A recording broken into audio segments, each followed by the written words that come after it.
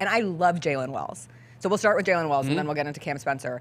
But when you look at both of them, obviously fitting a need, they're dudes who can shoot. Yep. So that is what the Grizzlies identified as a need. And when it came to Cam Spencer, that's someone that they ended up trading up a couple of picks, switching with Minnesota, who ends up with their 57th pick, and then Minnesota traded that pick to Toronto. So it was all over the place. But Cam Spencer was clearly someone that they wanted, and then Jaylen Wells was who they wanted there at 37. And we love shooters. We love big wings. You can't get enough of them. Yeah. Jaylen Wells, though, I'm a sucker for two things. Players from the Pac-12, RIP. I won't be able to say that anymore after this year. And I'm a sucker for a good story. And I would argue that Jaylen Wells is one of the best stories from this year's NBA draft, because this is a kid who did not make his varsity team in high school until he was a junior. He spent 2 years at a Division II school and then played so well there. He goes to Washington State, where sometimes productivity at the D2 level doesn't immediately translate to D1, but he had a hell of a season at Washington State, got them into the NCAA tournament in a cram-packed, talented Pac-12 conference, basketball conference, particularly this year in the final year of the Pac-12. But when you look at what Jaylen Wells did, and going to WSU and shooting 42% from three, like that's going to be the notable thing that you look at when you're identifying why the Memphis Grizzlies would be interested in him. But seeing how he navigated that, when he was a freshman in high school, he was 5'8". He goes into high school, he's 5'8" as a freshman, he doesn't make varsity, he loves basketball, he wants to play, works his butt off, does a ton of work in the gym, out of the gym. He credits his parents with helping to push him into, really not taking no for an answer. By the time he's a senior, he grows to be 6'6". He is on the varsity team as a senior. He averaged 27 points, but his development is a little too late. We see this happening in recruiting all the time. He even created a social media account with some friends called Sleep Nation while they were in high school, because they wanted to put spotlight on players that were being slept on, which is how he felt. But he cool. ultimately gets an opportunity to go play D2. And he spends 2 years at Sonoma State. He's from Sacramento, stays in the California area, Sonoma State. Second year at Sonoma State, he shoots 44% from three and 52% from the field. And that's what gets him noticed at Washington State. Goes to WSU, spends last season in Pullman. His numbers stay high, the consistency's there. And then he enters the NBA draft and gets taken 37th by the Memphis Grizzlies. This is someone who bet on himself. Could he have returned for another year at WSU? Sure. But he bet on himself and it paid out. And I love those stories in the NBA draft. That's what I'm always willing to get behind. Yeah, that is really cool. The thing about yesterday, the thing that I just love about this draft for the Grizzlies is coming into it, what did we say the biggest needs were? Rebounding and shooting. And they addressed both of those in the draft. And so I feel really good about this draft. And I feel really good about what they did yesterday, especially with Jaylen. I'm not going to sit here and pretend like I knew a lot. I didn't watch a lot of Washington State basketball, but he's 42% from three, I believe, at Washington State. The numbers don't lie. He is right now a great spot-up shooter. Now, he's got to work on his game a little bit, it appears, as far as other things, but the shooting is there right away.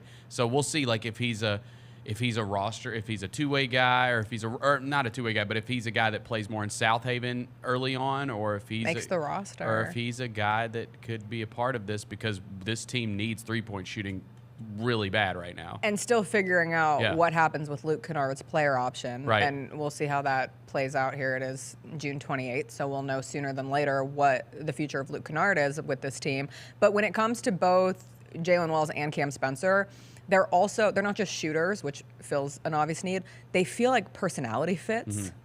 We always joke about personality hires, but in reality, this Grizzlies team has such an identity behind it, and both of these guys fit within that profile. And I think that's really important anytime you're adding, especially with a team that is ready to go into the win now mode. If you're just trying to find somebody who could give you something that aids in winning now, the fact that they also feel as if they're going to get along fine here is huge. Now with Cam Spencer, it's wild because he was talking hella trash to Zach Edey in the national championship game. So Cam Spencer in the starting five for UConn. He was talking trash to everybody all season long. He was talking trash that whole game. I will never forget the very beginning of that national championship game. I was like, I love this dude because he hit the very first three for UConn in the UConn-Purdue game. And he turns around and he just goes, all night, and they have the slow like zoom in on him, and he just has that pizzazz that he plays with. And pizzazz is nice. He's a maniac. Yep. He's a psycho. He's a lunatic, and I say that all so affectionately. It's my favorite kind of basketball player. Yeah. He's crazy. You know how the trend right now on social media is like, is somebody gonna match my freak? Have you seen those? Yes.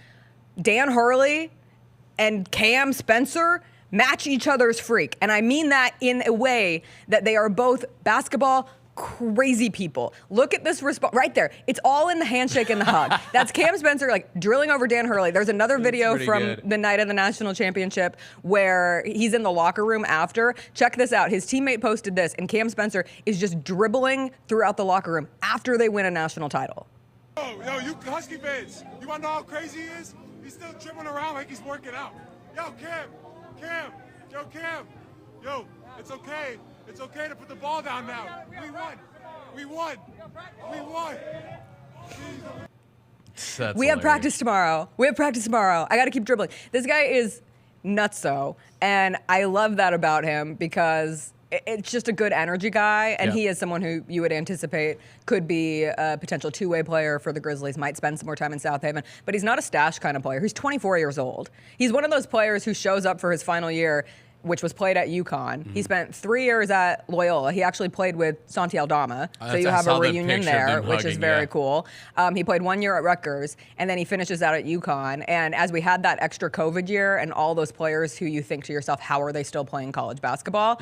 He is one of those guys, but he didn't have as much notoriety. And yet, in 1 year in UConn, if you ask anybody, I have a friend who's a massive UConn Huskies fan, he's one of the most beloved players to come through there with these last 2 teams that have won national titles there. Like, he was just an instant lovable guy because of that kind of behavior. And it doesn't hurt that he also is a great shooter, and he also shot 44% from 3 this season and 48% from the field, and he is 6'3" with a 6'5" wingspan, 200 pounds, and it just feels as if the Grizzlies got 2 guys who legitimately could. This is what we do after the draft. I know this is what we do after, like, trying to convince yourself that these could be guys who help a team ultimately try to win a championship someday, or at least compete in their conference. And I think you can talk yourself into both of them. For sure. They're cool dudes. The Jessica Benson Show with CJ Hart, live every weekday at 8 a.m.